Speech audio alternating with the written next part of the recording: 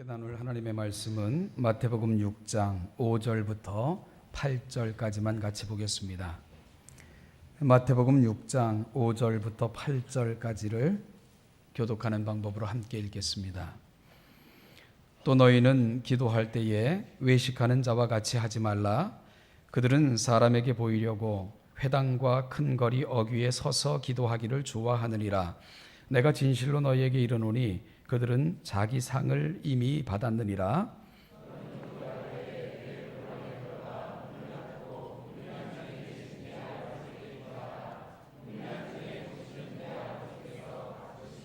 또 기도할 때에 이방인과 같이 중언부언하지 말라. 그들은 말을 많이 하여야 들으실 줄 생각하느니라.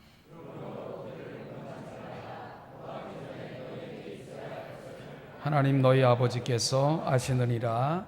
아멘. 의로하시고 늘 우리 삶 가운데 함께 하시며 또 필요할 때마다 용기 주시고 격려하셔서 오늘 여기까지 이르게 하신 하나님 앞에 참 감사합니다.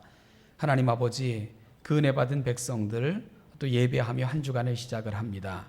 한 주의 마침도 성령 안에서 마칠 수 있게 도우시고 매 순간마다 하나님께 영광 돌리는 귀한 지체들이 되게 하시고 더불어 살아가는 사람들에게 하나님 나라의 아름다움과 그 영광을 보이며 살아갈 수 있는 거룩한 천국의 백성들이 되게 하여 주시옵소서. 무엇보다도 한 주 동안 또 교회에 맡겨진 사명 우리가 함께 협력하여 아름다운 선을 이루어갈 수 있도록 좋은 동역자들이 될 수 있게 도와주시고 또한 우리 사랑하는 신천의 성도들 살아가는 모든 삶, 그들의 가정, 직장, 또 만나는 모든 사람들, 그들이 한 주 동안 걷게 될 모든 장소마다 주의 은혜가 넘쳐나고 또 주의 은혜를 보이며 전하는 아름다운 발걸음들이 되게 하여 주시옵소서. 말씀을 함께 나누고자 합니다. 전하는 자나 듣는 자에게 동일한 깨달음을 주시고 성령께서 우리 각 심령마다 찾아오셔서 그 말씀을 우리 마음판에 새겨주시고 또한 때때로 생각나게 하여 주심으로 말씀 붙들고 승리하는 하나님의 거룩한 백성들이 되게 하여 주시옵소서. 감사드리며 예수님의 이름으로 기도하옵나이다. 아멘.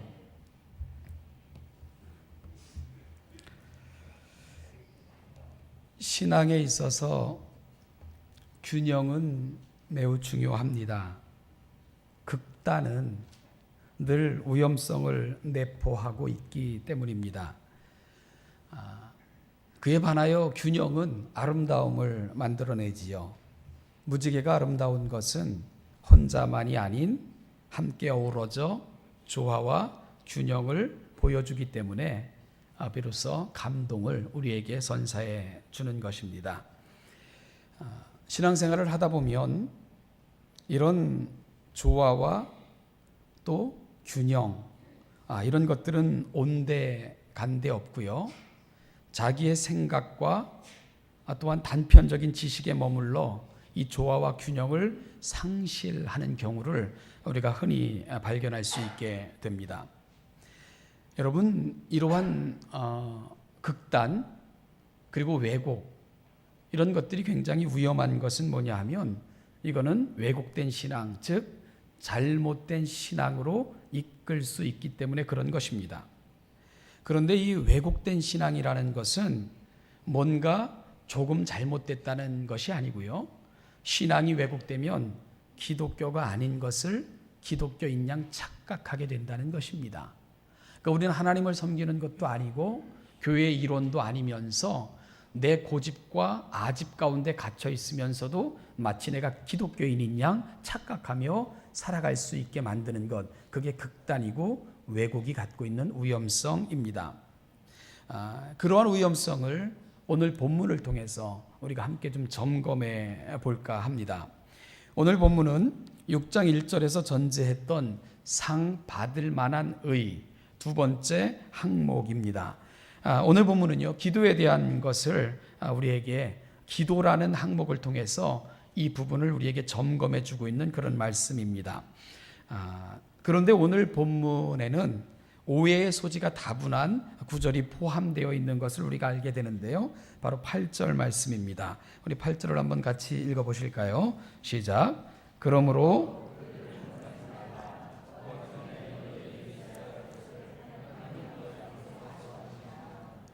아멘.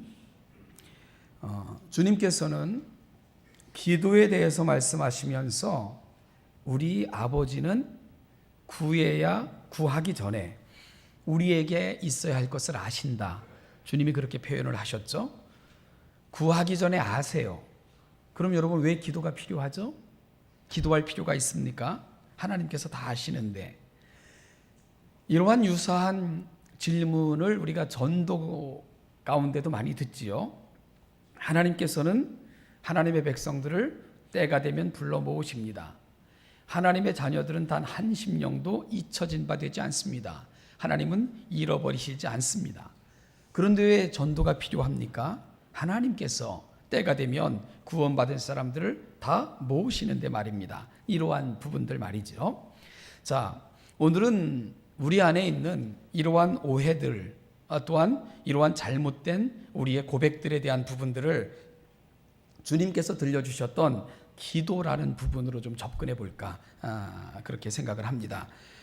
먼저 오늘 본문에서 기도에 대해서 말씀하시면서 주님은 전제를 다음과 같이 하셨지요. 5절 말씀을 보니까 또 너희는 기도할 때에 외식하는 자와 같이 하지 말라, 이렇게 말씀을 하셨습니다.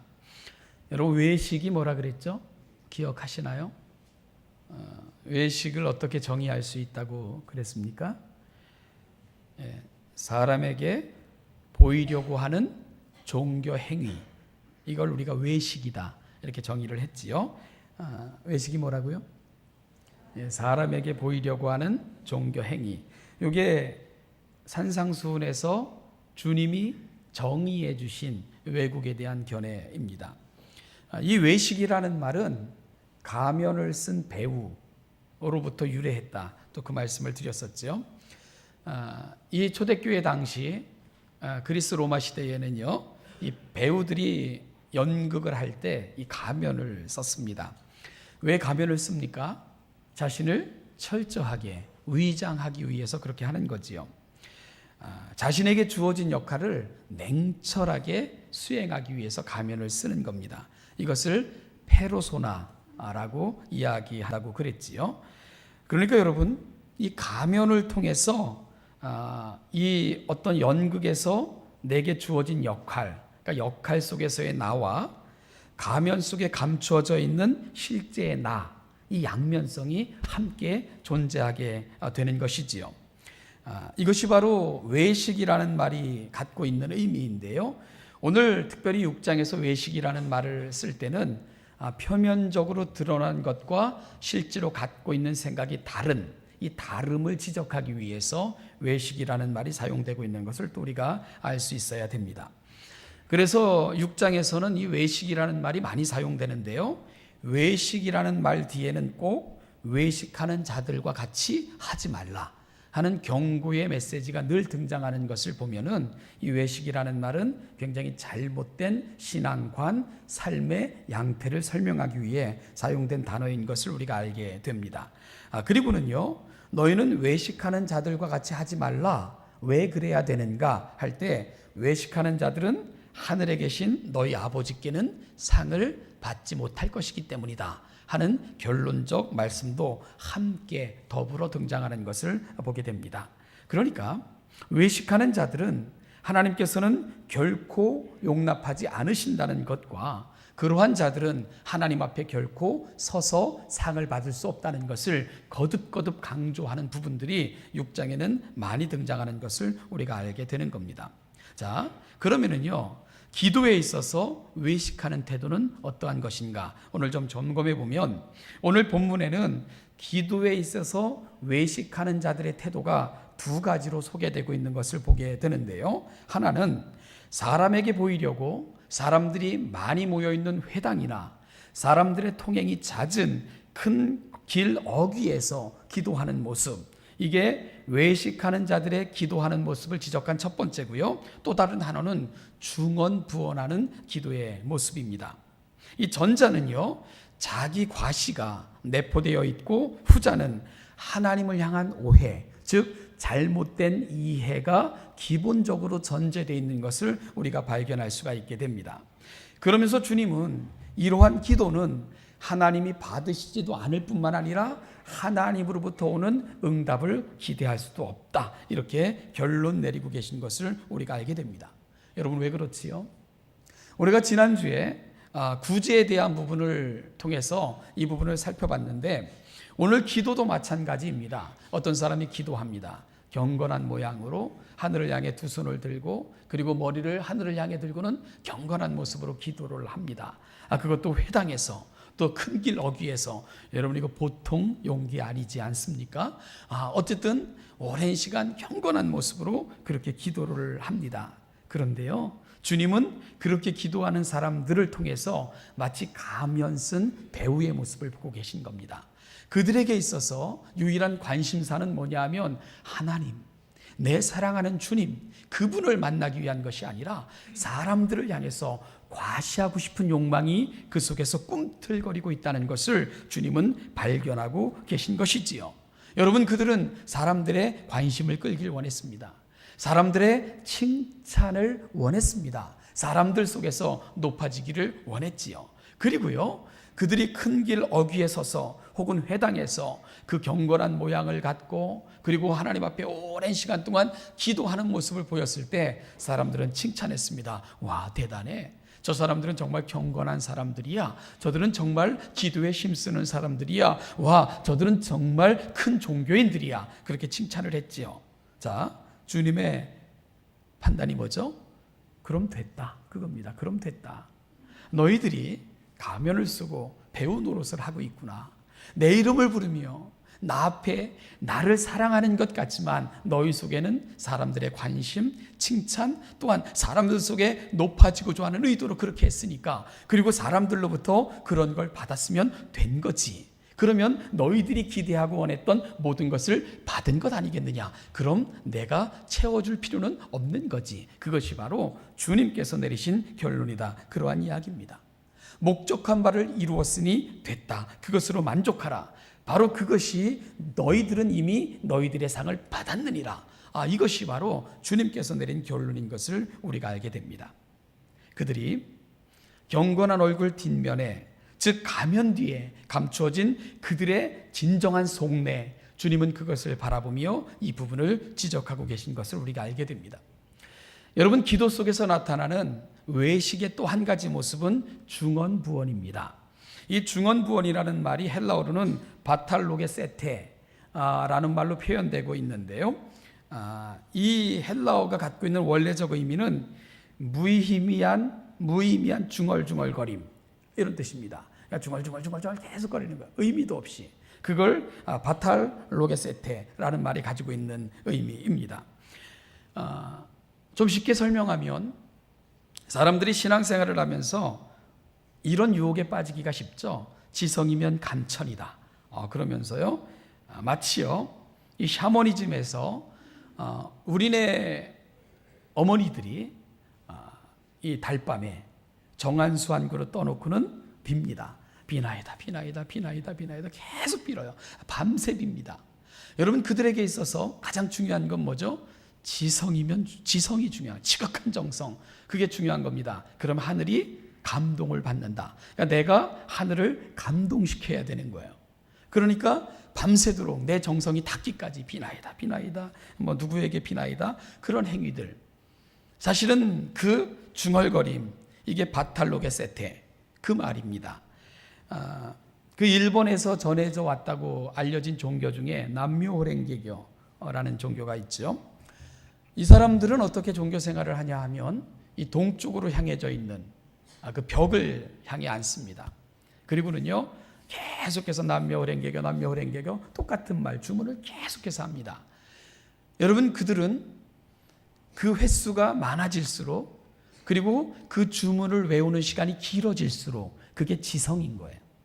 그러면 감천, 하늘을 감동시켜서 우리의 소원이 이루어진다. 그래서 그들은요, 끊임없이 그 주문을 외워댑니다. 그래서 그들에게 있어서 신앙은 얼마나 많은 시간 동안 얼마나 많은 주문을 외우며 그 자리에 앉아 있는가, 그것이 되는 겁니다. 그러면 하늘이 감동해서 소원을 들어준다. 이렇게 이야기를 하죠. 중언부언이 갖고 있는 것이 바로 그런 것입니다. 기도하면서요, 뭔가를 끊임없이 이야기하는데 의미도 없이, 의미를 느끼지도 못한 채 끊임없이 되풀이하는 그런 식의 중얼거림, 이것이 바로 중언부언이 갖고 있는 뜻이 됩니다. 그래서 중언부언이라는 말 앞에는 항상 이방인과 같이 하는 수식어가 붙어 있는 것이 바로 그러한 이유입니다. 여러분, 사실이요, 우리에게 있어서 그렇게 될 확률이 높은 기도가 있어요. 그게 바로 우리가 다음 주에 살피고자 하는 주기도문입니다. 우리에게 있어서 주기도문이 마치 아무 의미를 느끼지 못하는 예배 끝났다는 시그널로 사용되는 것, 그게 우리의 주기도문이 아닌가. 그렇다면 그건 중언부언인 거지요. 아무리 많이 해도, 아무리 많은 횟수를 가지고 중얼중얼거려도 의미가 없고, 내가 누구에게 무엇으로 위해 기도를 드린다는 아무런 생각 없이 되풀이하는 것은 중언부언의 또 다른 형태일 뿐이라는 것을 우리가 기억할 수 있어야 됩니다. 자, 이제 주님께서는 그럼 외식하는 기도가 아닌 정말 하나님 앞에 응답받을, 상 받을 의, 바로 기도는 어떤 것인가 하는 것을 우리 가운데 말씀해 주고 계신데요. 역시 잘못된 기도, 즉 외식된 기도와 대조적으로 주님은 바른 기도 두 가지를 우리 가운데 요청하고 계신 것을 알게 됩니다. 첫 번째, 주님이 요청한 기도는 어떤 기도냐면 골방에 들어가 은밀한 중에 계신 내 아버지께 기도하는 것, 이것이 바로 주님이 원하시는 첫 번째 기도의 모습입니다. 그리고 또한 참다운 주님이 요청하는 두 번째 기도의 모습은 역시 중언부언하지 않는 것, 이것이 바로 주님이 요청하는 오늘 본문에서 지적되는 참기도의 두 가지 형태인 것을 우리가 알게 됩니다. 여러분, 이 말씀을 나누면서 우리가 이런 오해를 하시면 곤란합니다. 기도는 골방에서만 하는 것이구나. 그러니까 통성기도, 부르짖는 기도, 이런 거 하면 안 되는구나. 기도는 무조건 짧아야 되는구나. 길면 하나님이 안 받으시는구나. 이런 오해를 오늘 본문은 주고 있지 않다는 것을 여러분들은 또한 기억하시면서 본문을 우리가 조심스럽게 다루어 나가야 되는데요. 성경은요, 짧은 기도, 그런가 하면은 골방에서의 기도만을 요청하고 있지 않는 것도 여러분들은 또 기억하실 수 있어야 됩니다. 우리가 성경을 보면은 야곱은 밤이 맞도록 하나님 앞에 씨름했지요. 대부분의 신학자들은 그걸 기도라고 설명을 하고 있고요. 예수님도 밤이 맞도록 기도하셨습니다. 그런가 하면 예수님은 마지막 십자가를 앞에 놓고도 이 잔을 내게서 떠나가게 하옵소서 수도 없이 같은 말을 되풀이하고 계실 것을 우리가 알게 됩니다. 여러분, 이런 것들은 중언부언이라고 이야기하는 것이 아닙니다. 모세도 백성들을 향해 기도할 때에 종일토록 그들 앞에 엎드려 있었던 것으로, 그리고 그들을 향해 하나님 앞에 중보하며 기도했던 것을 성경은 또한 우리에게 알려주고 있고요. 다윗은 자신의 죄 때문에 며칠 몇야를 눈물로 침상을 적시면서 기도하고 있었던 것도 우리가 볼 수가 있게 됩니다. 그러니까요, 여러분, 성경은 무조건 짧은 기도, 그런가 하면 골방에 들어가서 하는 기도, 이런 것만 요청하고 있는 것 아니라는 것도 우리가 알 수 있어야 됩니다. 자, 그러면 오늘 본문과 이 성경에 나타나는 많은 부분들을 우리가 어떻게 조화시켜야 될 것인가, 이 문제를 어떻게 해결해야 될 것인가. 여러분, 성경을 이해하는 데 있어서 가장 중요한 것은 문맥을 파악하시는 훈련들을 하셔야 됩니다. 즉, 오늘 본문에서 가르치는 기도에 관한 것은 기도의 어떤 면에 대한 강조인가, 이것을 여러분들이 특별히 주의를 기울이며 성경 오늘 본문을 대해야 된다, 그런 이야기입니다. 그러니까 대상에 따라, 상황에 따라 강조점의 차이가 발생할 수 있다는 것입니다. 그러면은 오늘 본문 속에서 주님은 왜 이 강조를 우리에게 주실 수밖에 없었는가 하는 부분을 깨닫는 것이 성경 이해에 있어서 굉장히 중요하다, 이런 사실입니다. 자, 그럼 오늘 본문에서는 기도의 어떤 측면을 주님께서 특별히 강조하고 있는 것일까, 그 부분을 우리가 살필 수 있어야 되는데요. 오늘 본문의 단어들을 통해서 주님이 정말 우리에게 요청하시는 기도가 어떤 기도인가 하는 것을 찾아낼 수 있어야 되는데요. 우리가 실마리를 얻기 위해 주의해야 될 첫 번째 단어가 바로 골방이라는 단어입니다. 자, 우선요, 우리가 전제해야 되는 것은 골방이라고 하면 사방이 꽉 막힌 아주 조그마한 방, 이걸 연상할 수 있게 되는데, 오늘 본문에서 주님이 사용하신 골방이라는 말은 제한되어 있는 사방이 꽉 막힌 좁은 공간, 이것만 의미하고 있는 것 아니라는 것을 먼저 기억할 수 있어야 됩니다. 오늘 주님께서 사용하신 이 골방이라는 말은 어디에 있든지, 또한 내가 어느 곳에 처해 있든지 간에 주변으로부터 방해받지 않는 호젓한 장소, 그 의미가 오늘 본문의 골방이라는 단어가 갖고 있는 의미라는 것을 먼저 여러분들은 전제할 수 있어야 됩니다. 그러니까 어디서든지 다른 사람으로부터 방해받지 않고, 그리고 온전히 내가 하나님 앞에 집중할 수만 있다면, 그 하나님을 생각하는 일에 방해받지 않는 곳에 내가 처해 있다면 우리는 어디에 있든지 상관없이 그것은 골방에 있는 거다, 이런 개념으로 접근하셔야 된다, 그 말씀을 여러분에게 먼저 전제해서 말씀드립니다. 예수님께서는요, 하루가 끝나고 아니면 하루를 시작하기 전에 늘 호젓한 곳을 찾아가셔서 기도하셨습니다.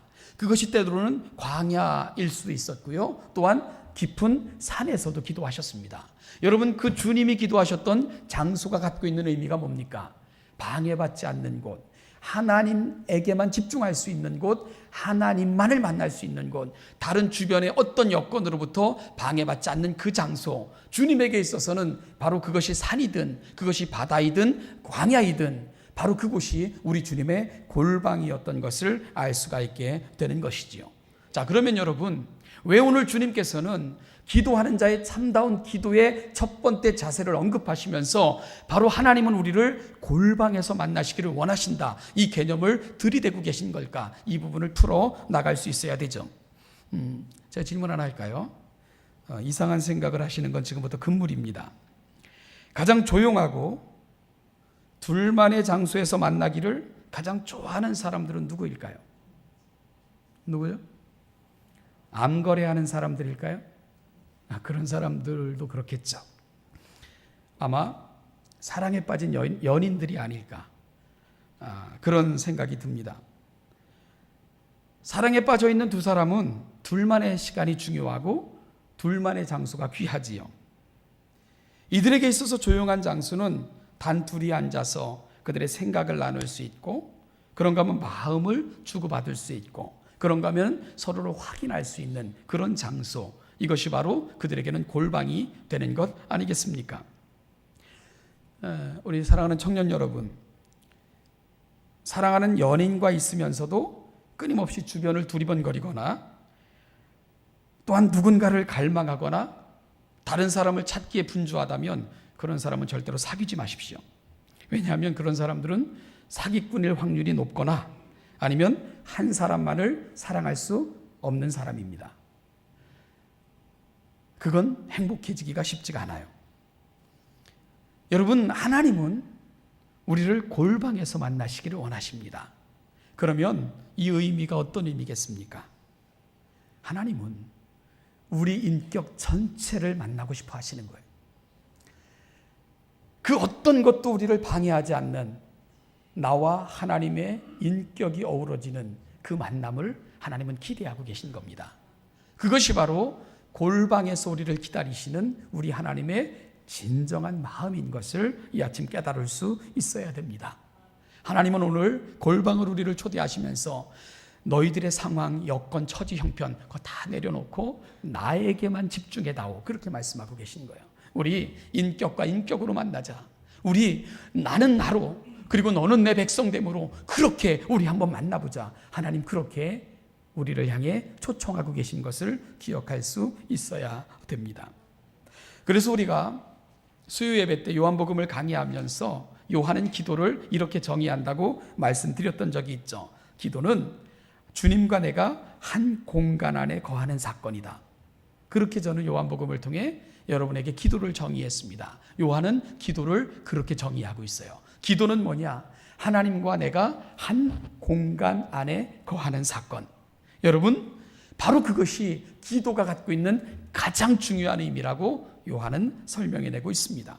바로 이 긴밀한 관계 속에서만 우리는 이런 고백이 가능합니다. 스바냐 선지자가 3장 17절에서 고백하고 있는 것처럼 너희 하나님 여호와가 너희 가운데 계시니 그는 구원을 베푸시는 전능자시라. 그 하나님이 너로 인하여 기쁨을 이기지 못하여 하시며 너를 잠잠히 사랑하시며 너를 인하여 즐거이 부르며 기뻐하시리라. 여러분, 이 만남을 통해서만 우리가 이 마음을 느낄 수 있는 거예요.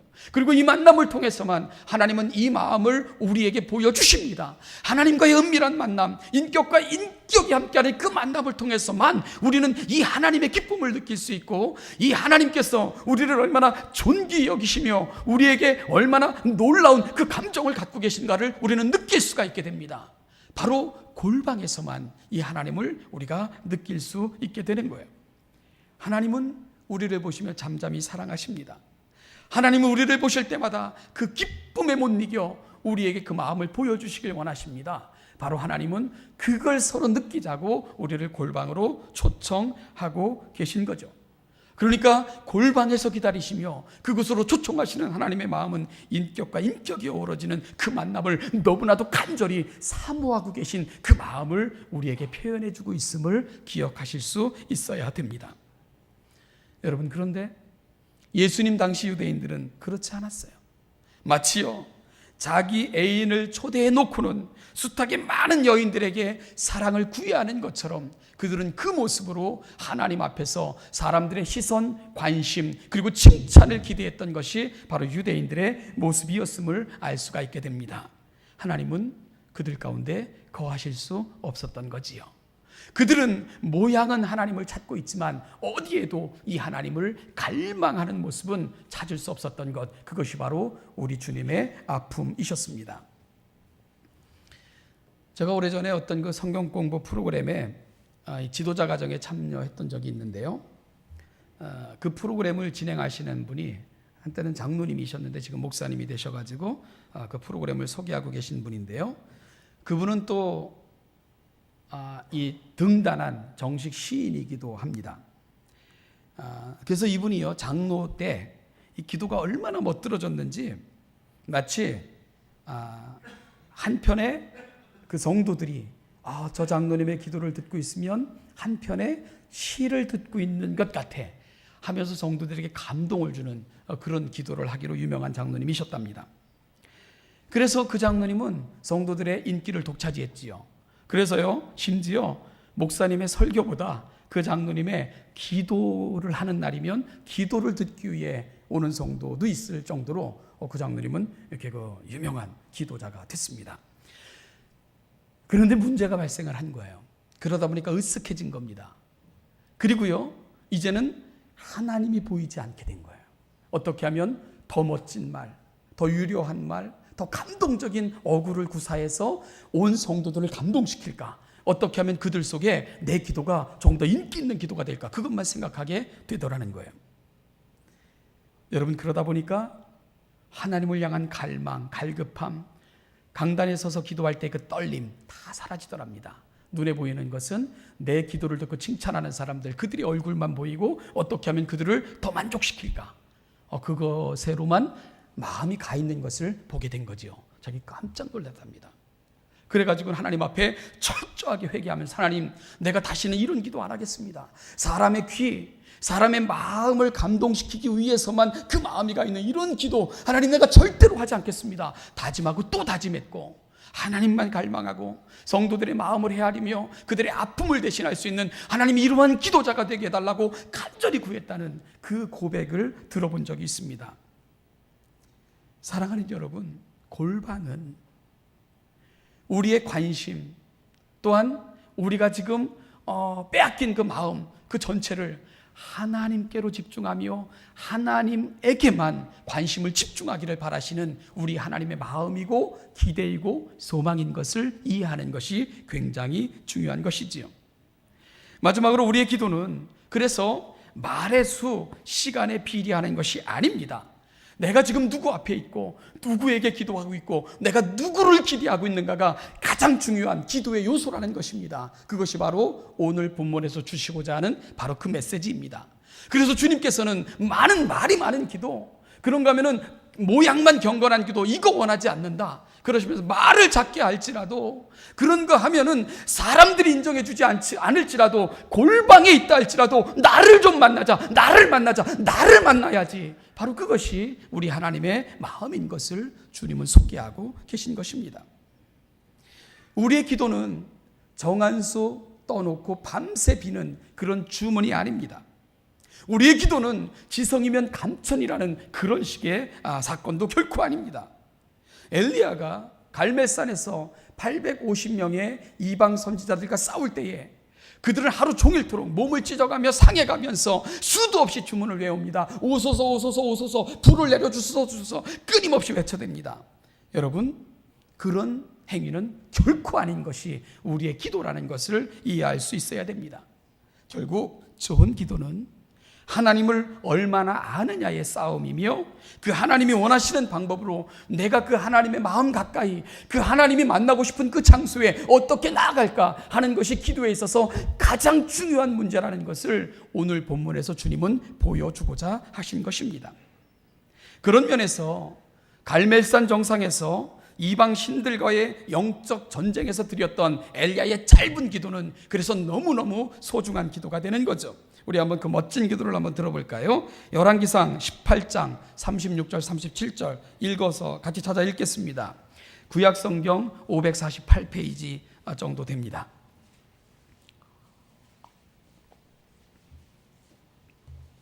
열왕기상 18장 36절 37절 같이 한번 읽죠. 시작. 저녁 소재 드릴 때에 이르러 선지자 엘리야가 나아가서 말하되, 아브라함과 이삭과 이스라엘 하나님 여호와여, 주께서 이스라엘 중에서 하나님이신 것과 내가 주의 종인 것과 내가 주의 말씀대로 이 모든 일을 행하는 것을 오늘 알게 하옵소서. 여호와여, 내게 응답하옵소서. 내게 응답하옵소서. 이 백성에게 주 여호와는 하나님이신 것과 주는 그들의 마음을 되돌이키심을 알게 하옵소서. 아멘. 여러분, 하루 종일 끝없이 외쳐대며 자기 몸을 찢어댔던 이방 선지자들의 기도와 엘리야의 기도는 극명한 대조를 이루고 있습니다. 그의 기도는 몇 줄 되지 않아요. 이 기도가 끝나는 데는 불과 30초의 시간 정도밖에는 할애되지 않았을 것입니다. 그런데 엘리야의 기도가 아름다운 것은 지금 내가 누구를 만나고자 하는가를 그는 분명히 알았다는 사실입니다. 아브라함과 이삭과 이스라엘 하나님 여호와여, 주께서 이스라엘 중에서 하나님이신 것, 하나님 당신만이 유일하신 우리의 기도의 대상임을 내가 압니다. 바로 기도는 여기서 시작이 되는 거예요. 누구에게 내가 있는가? 지금 누구를 만나고자 하는가? 아무런 의식이 없이 그저 기도하면 좋은 거지, 이런 식은 안 된다는 겁니다. 그래서 엘리야는 하나님을 알았고, 그렇기 때문에 그분이 원하시는 것을 분명히 알았습니다. 그리고 그분이 기뻐하시는 것을 행할 수 있었지요. 내가 주의 종인 것과 내가 주의 말씀대로 이 모든 일을 행하는 것을 오늘 알게 하옵소서. 여러분, 그의 기도가 힘이 있는 이유가 있습니다. 이거 하나님 좋아하시는 거거든요. 하나님의 마음을 알았기 때문에 오늘 이 기도는 분명히 응답된다는 것을 그는 확신하고 있습니다. 왜냐하면 그는 하나님을 만났고 그 마음, 그 소망을 이해하는 것으로부터 기도가 시작되고 있기 때문에 그런 겁니다. 그래서 그의 기도는 담대했고 확신에 차 있으며 또한 간절할 수 있었던 것이지요. 여호와여, 내게 응답하옵소서. 여호와여, 내게 응답하옵소서. 많은 말이 필요치 않았습니다. 그는 자신의 그 어떤 것도 구하지 않았습니다. 단지 내가 하나님이 기뻐하시고 원하시는 그것을 행하면 하나님은 내 곁에 내 편이 되어 주실 것을 그는 분명히 확신할 수 있었기 때문입니다. 그래서 그는 한 가지만을 요청합니다. 이 백성에게 주 여호와는 하나님이신 것과 주는 그들의 마음을 되돌이키심을 알게 하옵소서. 여러분, 이거면 충분한 거예요. 이 하나님을 감동시키기 위해, 이 하나님의 은혜를 끌어내리기 위해 몸을 상하며 하루 종일 뛰놀며 온갖 잡다한 행동 하지 않아도 됩니다. 왜냐하면 그는 지금 하나님과 인격적으로 대면하고 있고 그 하나님을 만나고 있고 그 하나님의 마음을 헤아리고 있고 그 하나님의 마음이 어디에 가 있는가를 그는 분명히 이해한 가운데 기도하고 있기 때문에 그런 겁니다. 여러분, 이것이 말을 많이 했던 이방 선지자들과 짧지만 근원적 기도를 했던 엘리야의 근본적 차이점이었던 것을 알게 되는 것이지요. 결국 기도에 있어서 가장 중요한 것은 말을 얼마나 많이 하느냐 안 하느냐, 그 문제에 초점이 있는 것 아닙니다. 누구에게 어떻게 기도하고 있는가가 더 중요한 것이고요. 기도의 가장 근원적인 문제를 주님은 알고 계신다는 그 확신 속에서 그분의 마음 가까이 가고자 하는 우리의 열망, 이것이 기도에 있어서는 가장 중요하다는 사실을 깨달을 수 있어야 되는 것이지요. 바로 알고 바르게 기도할 때 시간이 늘어나며 그 주님이 너무 좋아서, 그 하나님과 교제함이 너무 감사하고, 그 하나님이 내 곁에 서셔서 내 말을 들어주심이 너무 감사해서 밤을 새가면서, 아니면 금식하면서, 아니면 일주일 내내 기도하는 것, 그건 너무 아름다운 거지요. 여러분, 그러나 내가 지금 누구 앞에 무엇을 위해, 그리고 내가 누구를 대면하고 있는가와 그 아무것도 느끼지 못한 채 하루 종일 밤을 새가면서 기도하는 것은 아무 의미가 없다는 것, 바로 그것은 중언부언일 뿐이라는 것, 그것이 바로 우리 주님의 진단입니다. 그래서 우리는 다음 주에 살필 주기도문에서 주님은 기도를 가르쳐 주시는데 누구에게 기도하고 있는가, 바로 이것부터 시작하는 것은 굉장한 의미가 있는 것이지요. 삶이라는 것은 계속적인 만남의 연속입니다. 사람과의 관계 속에서도 가장 중요한 것은 진실함의 추구일 것입니다. 여러분, 가면을 쓰고 다가오는 사람들 얼마나 마음이 상합니까? 그리고 얼마나 기분이 나쁩니까? 웃는 얼굴에 속아 한때는 마음을 줬는데 그 가면 뒤에 숨겨져 있는 그 본질이 드러났을 때 그 아픔은 이루 감당할 수 없는 아픔으로 우리에게 다가오지 않습니까? 그런데요, 하나님 앞에서 그렇게 살아가는 것이 우리의 모습이라면, 우리의 중심까지도 살피실 수 있는, 우리는 사람의 마음을 들여다보지 못하기 때문에 다행이죠. 그나마 속지만 여러분, 우리 마음속까지 살필 수 있는 주님이 그런 모습으로 주님 앞에서는 우리의 모습이라면 우리를 바라보실 때 얼마나 아프실 수밖에 없겠습니까? 2012년 우리의 골방을 만드십시오. 우리 하나님, 그분만, 그분과만, 그분에게 집중할 수 있는, 그렇게 그 마음에 가까이 갈 수 있는, 그래서 그 마음을 보고 우리의 행할 바를 정하는 그 놀라운 역사들 2012년도 우리 신천의 성도들 가운데 되어질 수 있게 되기를 주님의 이름으로 축원합니다. 거기서부터 다시 광야에서 만나를 공급해 주셨던 하나님, 갈멜산에서 불로 응답하셨던 하나님, 이는 내 사랑하는 아들이요 기뻐하는 자라고 말씀하시면서 그 사역을 축복해 주셨던 하나님, 바로 여러분의 삶 속에서도 이 하나님이 그 가까이 자리 잡는 그 놀라운 은혜를 경험하시는 2012년 다 되시기를 주님의 이름으로 축복하며 축원합니다. 기도하겠습니다. 하나님 아버지, 우리의 골방으로 나아가게 하옵소서. 주변을 바라보며 두리번거리는 것이 아니고 하나님께 집중할 수 있게 하시고, 그 하나님이 얼마나 우리를 기다리시는지 사모하며 나아가게 하시고, 바로 그곳에서 주님을 만나고 주님이 정말 기뻐하시는 것을 결정하고 결심하여 또다시 그분 앞에 설 수 있는 아름다운 2012년 한 해가 되게 하여 주시옵소서. 우리의 깊이 있는 만남, 인격적 만남, 그 속에서 하나님 앞에 조금 더 가까이 나아가 우리 삶 전체를 드리고도 남음 믿는 감동적 신앙의 삶을 살아가는 신천의 모든 성도들 되게 하여 주시옵소서. 예수님의 이름으로 감사하며 기도하옵나이다. 우리 주 예수 그리스도의 은혜와 아버지 하나님의 무한하신 사랑과 성령의 인도하시며 우리와 교통하기를 소망하시는 그 은혜가 오늘 이 자리에 서서 하나님 앞에 있음을, 그 하나님의 마음을 헤아림을, 그 하나님과 인격적 만남을, 그리고 그 뜻을 깨달음을, 그것이 우리 삶의 내용이 되고 우리의 결심이 되고 2012년 동안 경험해야 될 우리가 은혜가 되기를 소망하며 이 자리에 있는 우리 사랑하는 신천의 모든 성도들과 그들의 가정과 그들의 자녀와 그들의 일터와 그들의 사업체 위에 이제부터 영원까지, 그 영원까지 함께 하시기를 축원하옵나이다. 아멘.